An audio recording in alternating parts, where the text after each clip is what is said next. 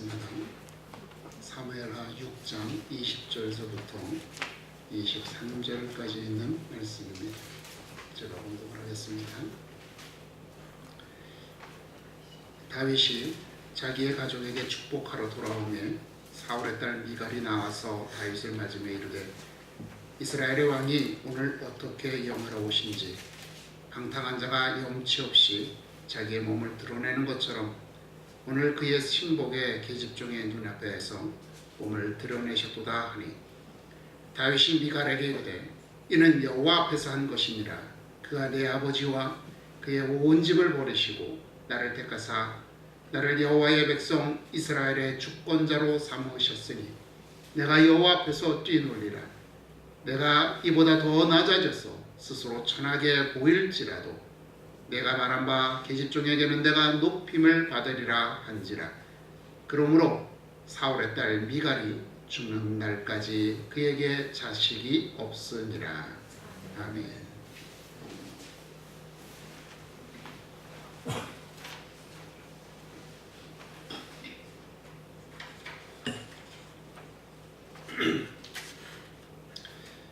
오늘은 본문의 말씀을 통하여서 어디까지 낮아져야 할까라고 하는 제목으로 하나님의 말씀을 함께 살펴보기를 원합니다.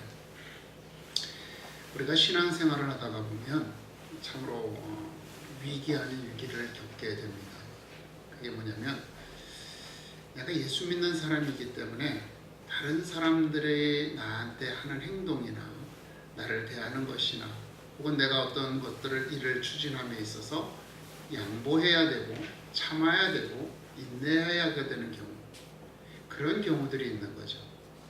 사람들한테 무시를 당하면서 내가 이렇게까지 참아야 되나 하는 그러한 생각들이 우리들의 마음속에 떠오를 때 참 우리는 마음이 많이 힘들고 어렵습니다. 도대체 우리는 그리스도인으로서 어디까지, 언제까지, 얼마만큼이나 참아야 되고 낮아져야 하는가, 그 부분은 오늘 본문의 말씀을 통해서 함께 살펴보기를 원하는 것입니다.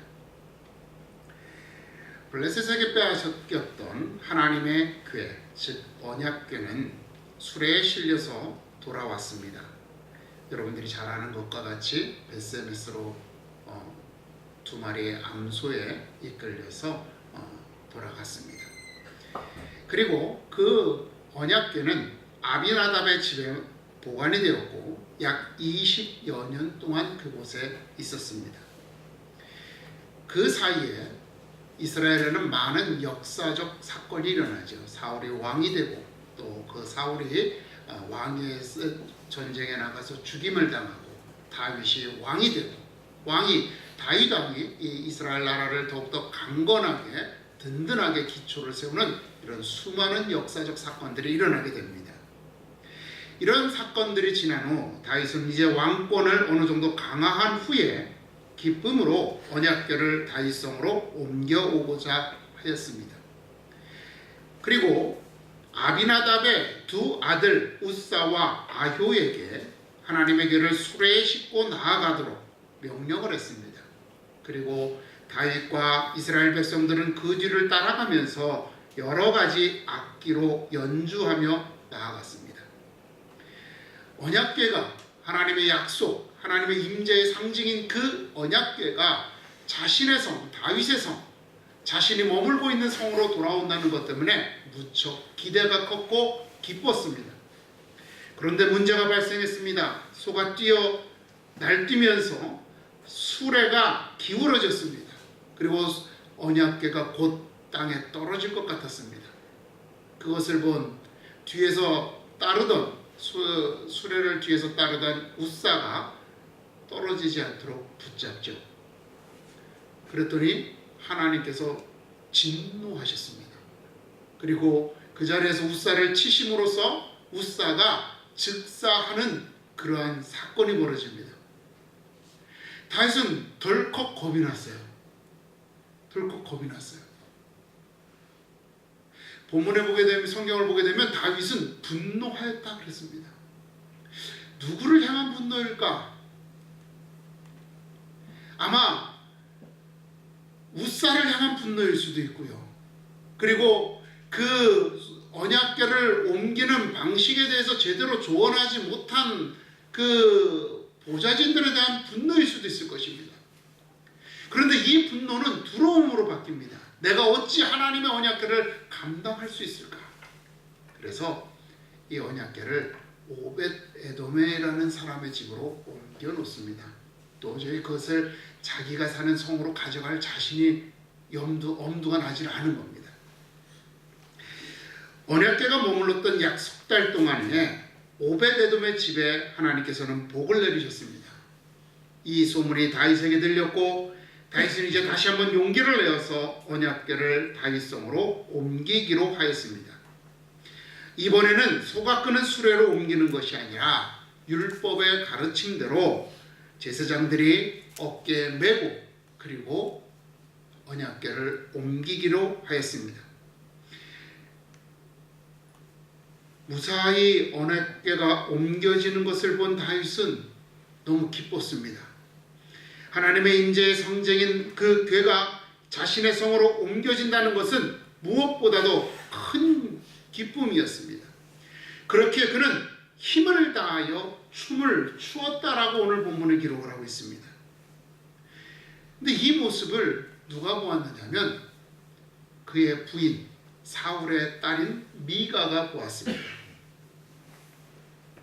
미가는 사울의 딸이잖아요. 이 여성은 왕으로서의 품위가 어떠해야 되는지, 채통이 어떠해야 되는지 알고 있었겠죠. 그죠? 그런 미가가 보았을 때 다윗이 춤을 추고 뛴다? 백성들 앞에서 그렇게 뛴다? 그게 너무 채통을 무시하는, 체면을 잃는 행위라고 생각한 겁니다. 성경에 보면 다윗의 그러한 모습을 미가가 업신여겼다라고 기록했어요. 그러니까 아마 그런 거겠죠. 우리들도 왜 우리들 주변에서 어떤 사람이 갑자기 돈을 벌어서 막 이렇게 행동을 하면 좀 무시하는 마음이 있잖아요. 그러다 그 사람이 한번 실수하면 그것 봐, 쟤는 배운 게 없어서 그래. 원래 그런 사람이라면 그래서 그래.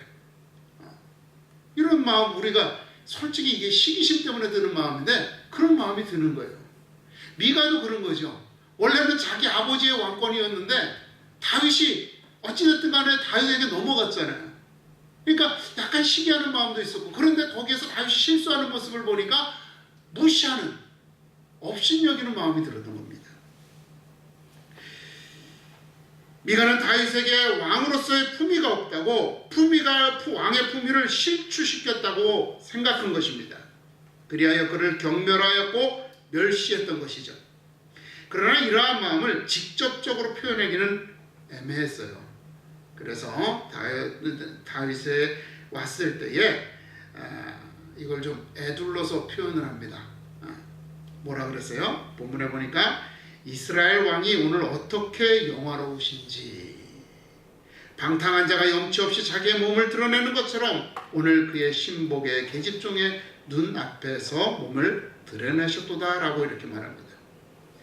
이러한 미가의 속마음을 한 다윗은 이렇게 대답합니다. 이는 여호와 앞에서 한 것이라. 내가 춤추는 모습을 보았지만 나는 너한테 보여주려고 한 게 아니라는 거죠. 나는 내 아버지 하나님, 나를 하나님 이스라엘 백성의 왕으로 세우신 그 하나님 앞에서 내가 춤춘 것이지, 그 하나님 앞에 기쁨의 모습을 표현하기 위해서 춤춘 것이지 너 보라고 한 것이 아니다라고 하는 거예요. 그러면서 말합니다. 내가 이보다 더 낮아져서 스스로 천하게 보일지라도. 그 말은 무슨 말이에요? 네가 보기에 내가 그렇게 보잘것없고 하찮게 보여? 내 행동이 그렇게 정말 정신 나간 사람처럼 보여? 나 이보다도 더 낮은, 더 천박한 행동도 할 수 있어. 그죠? 그러나 내가 말한 바 계집종에게는 내가 높임을 받으리라. 너보다는 내가 너에게는 내가 존경과 존귀와 섬김을 받을 사람이 될 거야. 이렇게 말하는 거예요. 다윗은 자신의 행동은 하나님 앞에서 한 거지 너 앞에서 한 것이 아니야. 내가 하나님 앞에서 그러한 행동을 했다고 해서 내가 왕이라는 사실이 무시되거나, 그죠?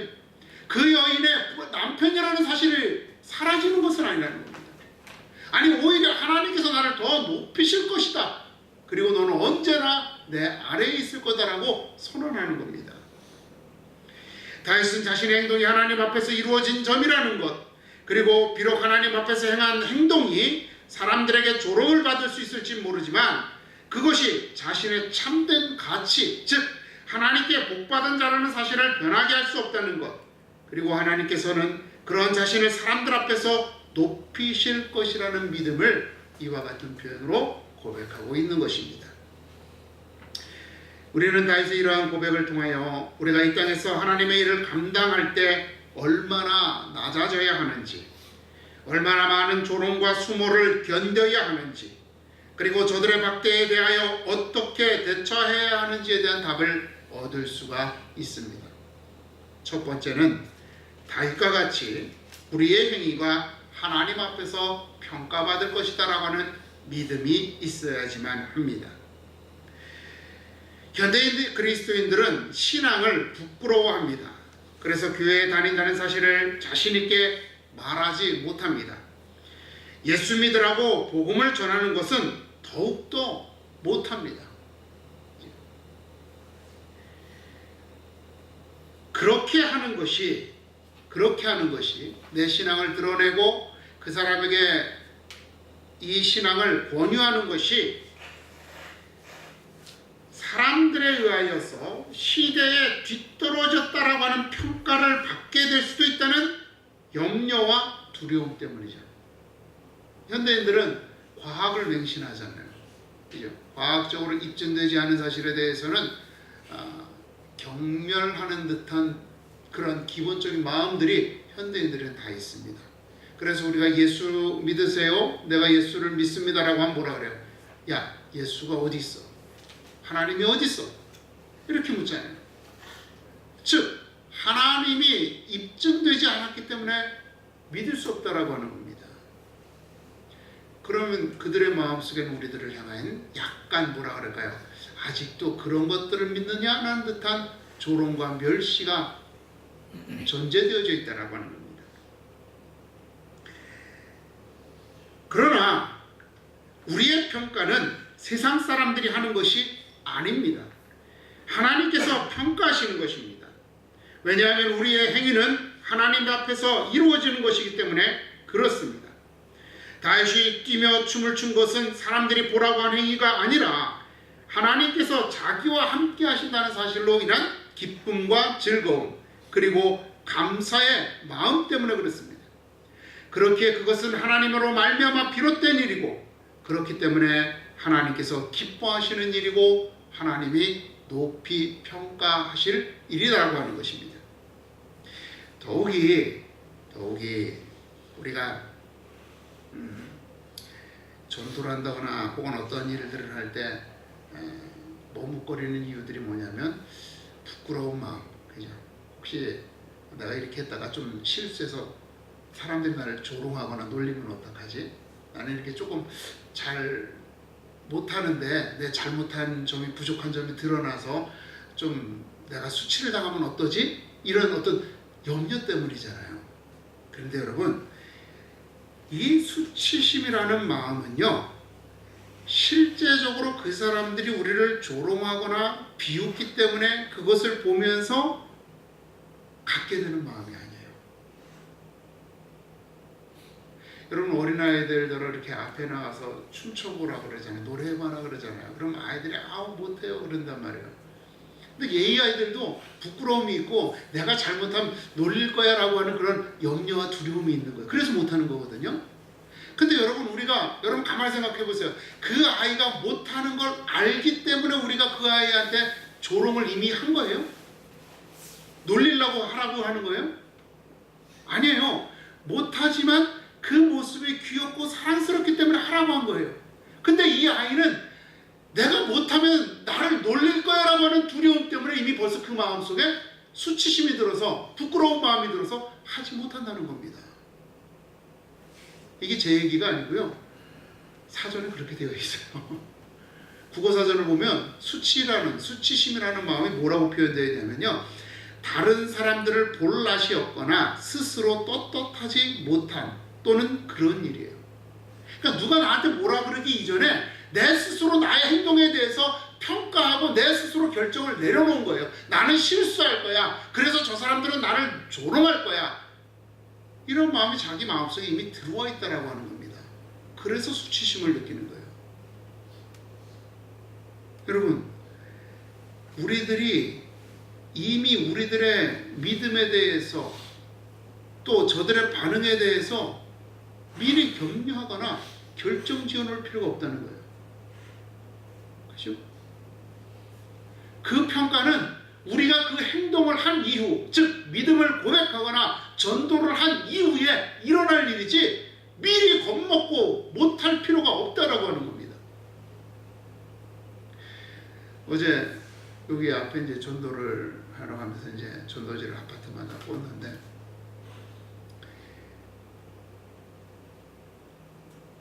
부끄럽죠, 저도. 그죠? 제 나이가 50이 넘어가지고 그런, 어떻게 보면은 이게 뭐 속된 말로 하면 이게 전단지 뿌리러 다니는 애들, 아르바이트 하는 애들하고 똑같은 일을 하는 거잖아요. 그리고 또 그 사람들이 보았을 때 나를 어떻게 평가할까라고 하는 그런 마음도 있고, 또 쫓겨나면 어떻게 하는 그런 마음도 있고, 그런 마음으로 가지고 나가요. 근데 갑자기 제가 한 층을 딱 들어갔는데 문이 탁 열리는 거예요. 얼마나 속으로 제가 놀랐겠어요. 그죠? 근데 그 순간 인사를 하고 제가 교회에서 나왔습니다. 이거 하나 받아보세요 라고 하면서 드렸어요. 근데 그분의 반응이 저를 멸시하거나 모멸하거나 외면하는 게 아니라 네 알겠습니다로 받치더라고요. 그 사람이 나를 배척할 거다라고 하는 그러한 염려는 내 마음속에서 있었던 것이지 그 사람의 행동은 아직 이루어지지 않은 거란 말이에요. 그런데 그 두려움 때문에 내가 하지 못하고 있는 거죠. 많은 사람들이 그 두려움 때문에 움츠러들고 있다는 겁니다. 여러분, 우리는 그러한 것들을 겁낼 필요가 없어요. 그 사람이 어떤 평가를 하든지 또 내가 미리 그 사람의 행동의 반응에 대해서 평가 내릴 필요도 없다는 거죠. 우리의 평가는 누가 하세요? 하나님이 하신단 말입니다. 하나님이 하시는 거예요. 우리가 믿음으로 나아가기만 하면 된다라고 하는 겁니다. 두 번째는요, 우리는 사람들이 보기에 어리석게 보일 정도로 사람들에게 천대받는 것을 두려워하지 말아야 한다는 겁니다. 성경에 보면 여러분 잘 아는 호세아 선지자 있잖아요. 호세아는 이분의 가르침보다는 이분의 결혼 생활에 대해서 더 많이들 알고 계시죠. 고멜이라고 하는 여인. 성경에 보니까 하나님께서 호세아가 고멜과 결혼하게 된 것은 하나님의 명령 때문이다라고 기록되어 있어요. 1장 2절에 보니까 호세아에게 명령합니다. 음란한 여자를 맞이하여 음란한 자식들을 낳으라.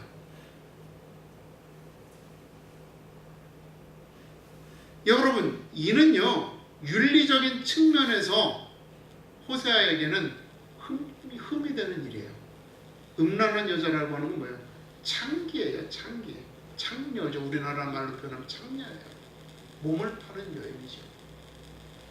그러한 여인과 결혼한다라고 하는 거 결코 자랑스러운 일이 아니란 말이에요. 그죠? 더군다나 호세아는 선지자예요. 오늘 만일에 어느 목사님이 어느 그 몸을 파는 여인과 결혼했다라고 생각을 해보세요. 얼마나 많은 구설수가 오르겠어요. 원래 저 사람이 저런 사람이야. 저게 무슨 목사야. 그렇게 원래 밝혔어? 이런 소문들이 날 거란 말이에요. 하나님께서는 이러한 상황을 알면서도 호세아에게 음란한 여자를 맞이하라. 그 여와 결혼하라고 합니다. 그리고 음란한 자녀를 낳으라 해요. 음란한 자녀가 누군가요?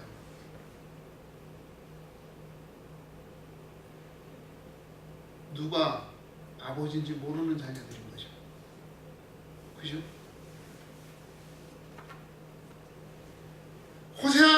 호세아가 그 사람들에게 그러한 평가를 받을 수 있단 말입니다. 그러한 삶에도 불구하고 하나님께서는 그에게 명령을 하셨습니다. 이 명령을 지키는 순간, 이 말씀에 순종하는 순간 호세아의 모든 명예는, 평판은 실추될 것이 너무나도 뻔했습니다. 그런데 여러분 어때요? 호세아는 거기에 순종합니다. 문제는 또 일어나죠. 아이를 셋씩이나 낳고 이 여자가 도망가 버린 거예요. 고멜이 도망갔어요. 호세아서 3장 2절과 3절에 보니까 하나님께서 또다시 그에게 말합니다. 너는 또 가서 타인의 사랑을 받아 음녀가 된 그 여자를 사랑하라. 그 고멜을 다시 찾아가라는 거예요. 바람나서 나간 여자를 다시 찾아가서 그 여인을 사랑하라고 명령을 합니다. 이 명령에 호세아는 여인을 찾아갑니다. 은 15개와 보리 한 호멜 반으로 그녀를 다시 삽니다. 포주나 아버지는 이렇게 샀겠죠. 그리고 그녀에게 이렇게 얘기를 합니다. 너는 많은 날 동안 나와 함께 지내고 음행하지 말며 다른 남자를 따르지 말라. 나도 내게 그러하리라. 여러분, 이게 그냥 우리가 이렇게 글로 읽으니까 이렇게 그냥 무미건조하죠. 호세아 입장에서 고멜한테 이 말 한다고 생각을 해보세요.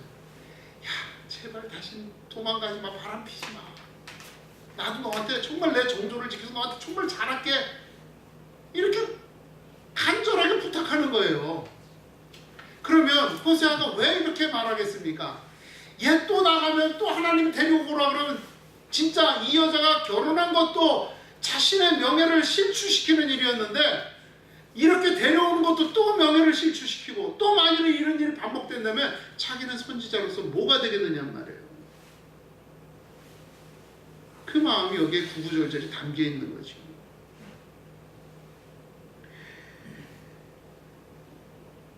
호세아에게 이 일이 얼마나 수치스럽고 괴로운 일이었으면 이렇게까지라도 말하면서 그녀의 약속을 받아내려고 했겠습니까? 하지만 이 모든 것이 하나님의 명령이었기에, 하나님 앞에서 그리고 하나님 안에서 이루어지는 일이었기에 호세아는 순종하였던 것입니다. 다시 말하죠. 낮아져서 스스로 천하게 보일지라도 하나님을 위하여 자기는 스스로 낮아질 수도 있다라는 겁니다. 우리의 자격이 부족해서, 자질이 부족해서 낮아지거나 천하게 보이는 것이 아닙니다. 그것이 하나님의 명령이기에, 하나님의 말씀이기에 스스로 낮아지고 스스로 천하게 보이는 일을 하는 겁니다. 이 크고 놀라운 비밀을 알지 못하는 저들은 우리를 보잘것없는 존재로, 하찮은 존재로, 우리의 말을 스쳐 지나가는 쓸데없는 말로 여길 겁니다. 아니, 그렇게 여기고 있습니다. 우리가 나가서 길거리에 나가서 복음을 전할 때, 우리가 아는 사람 앞에 복음을 전할 때 사람들은 우리를 조롱하고 놀리고 어리석은 사람이라고, 왜 그렇게 하냐고 우리를 조롱할 수 있습니다. 그러나 우리는 이 모든 행위가 하나님 때문에 일어나는 일이기에 하나님이 이것을 들어서 사용하시고 우리를 높이실 것이라고 하는 그 믿음 갖고 행하는데, 저들은 이 비밀을 모르니까 조롱하는 거예요. 그들은 우리의 말을 진짜 귓속에 귓밥만큼도 생각하지 않고 흘려버립니다. 그들은 오히려 우리를 대수롭지 않은 존재로 여길 거예요. 무시해도 되는 존재로 여길 수 있습니다. 엘리야 선지자를 향하여서 돌멩이를 던졌던 어린아이들처럼 우리에게 그렇게 말로 돌멩이를 던질 수도 있어요. 표정으로 돌멩이를 던질 수도 있습니다. 하찮게 여기고 쓸모없는 존재로 여깁니다. 하지만 하나님께서 우리를 세우실 것입니다. 그렇게 우리는 하나님의 일을 하면 우리의 모든 평판과 명예, 그리고 부와 우리의 평안한 삶까지도 내버릴 수가 있어야 하는 것입니다. 그것이 사람들에게 어리석은 자로, 미련한 자로, 미친 사람으로 보일지라도 하나님께서는 우리를 반드시 다시 세우실 줄로 믿습니다. 세 번째는요, 우리는 예수님의 죽으심까지 낮아질 각오를 해야 됩니다. 주께서는 하나님의 아들이시나 하나님의 뜻, 우리를 향한 구원의 계획을 성취하기 위하여 이 땅에 내려오셨습니다. 낮고 천한 자리에 오신 것입니다. 사람들은 이를 이해하지 못한 채 자신들의 기대와 어긋나는 강림이었기에 예수를 배척했습니다. 그를 외면하였고 부인하였습니다. 그를 조롱하였고 채찍질했습니다. 그리고 그를 더 이상 감당할 수 없게 되자 그를 살해하였던 것입니다. 사내들인 공회라고 하는, 또 로마의 총독의 법정이라고 하는 합법적인 도구를 이용해서 예수님을 십자가에 못 박았습니다. 이렇게 함으로써 그들은 그 예수에 대한 예수의 가르침이 사라질 것이다라고, 그리고 예수에 대한 기억들이 사람들에게서 잊혀질 거라고 생각을 했습니다. 그런데 그분은, 그리고 그분의 가르침은 그의 죽음 이후에 더욱더 크게 퍼져나갔고 사람들의 머릿속에 더욱더 강력하게 각인이 되었습니다. 이제 그분의 십자가는 멸시와 경멸의 십자가가 아닌 존귀와 영광의 십자가가 되었습니다. 주님께서는 우리에게도 이 십자가를 지라고 말씀하십니다. 자기 십자가를 지고 따르지 않는 자는 내게 합당하지 아니하니라. 그 십자가가 뭐예요? 낮아지는 거예요. 어디까지? 죽기까지 낮아지는 겁니다. 전도가 안 돼요. 여러분, 우리가 죽기까지 전도해 봤습니까? 하나님, 내가 하나님의 일을 하는데 잘 안 돼요. 여러분, 우리의 생명까지 걸고 그 일을 해봤습니까? 우리 그렇게 안 하잖아요. 그죠?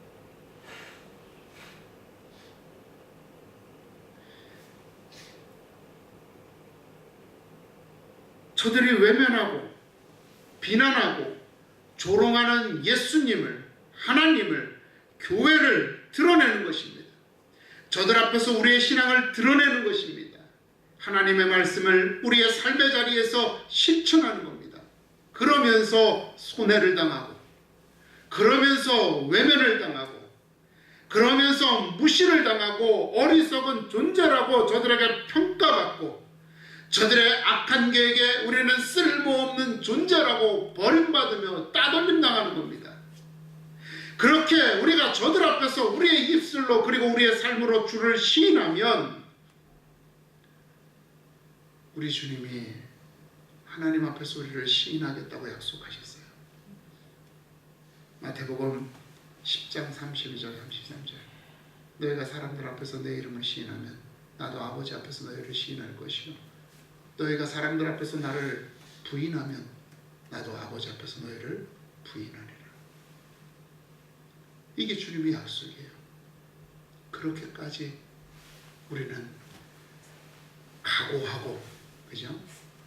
정말 잊혀진 존재가 될 수도 있다, 저들과의 모든 관계가 끊어질 수도 있다라고 하는 그것을 각오하고 그들에게 우리의 복음을, 우리의 신앙을 드러내고 전해야 하는 것입니다. 여러분, 우리는 그리스도인입니다. 우리 모두는 각자의 삶을 살고 있지만 그 목표는 동일합니다. 그것은 바로 영광의 나라, 하나님의 나라에서 영원히 하나님과 함께하는 삶입니다. 그 삶을 위하여 우리는 이 땅에서 외면당해야 합니다. 이 땅에서 버림을 받아야 합니다. 이 땅에서 조롱을 받고 멸시를 받아야 합니다. 세상이 너희를 미워하면 먼저 나를 미워함이니라. 주님이 말씀하셨잖아요. 우리도 미움을 받아야 되는 거예요. 우리가 그렇게 할 때 우리는 하나님의 나라에서 세워져 가고 있는 것입니다. 얄팍한 자존심을 세우느라 이 땅에서 약간의 인정을 받고 약간의 존귀를 받기 위하여 세상과 어울리려고 하지 맙시다. 오늘 우리가 낮아질수록 하나님의 나라가 가까움을 기억하고 기꺼이 낮은 자리에 처하고 그